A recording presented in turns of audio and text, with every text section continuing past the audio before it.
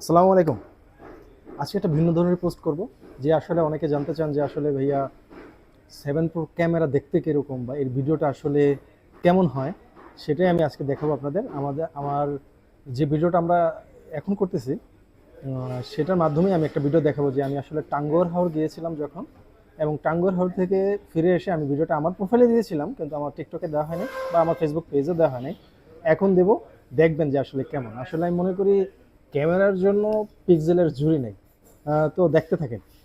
তোমার সাথে আর হলো না দেখা, দেখা রে বুকে আমার বিসর্জনের ব্যথা।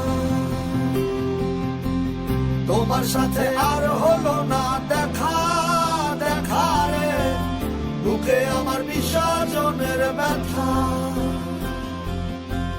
বুকে আমার বিসর্জনের ব্যথা।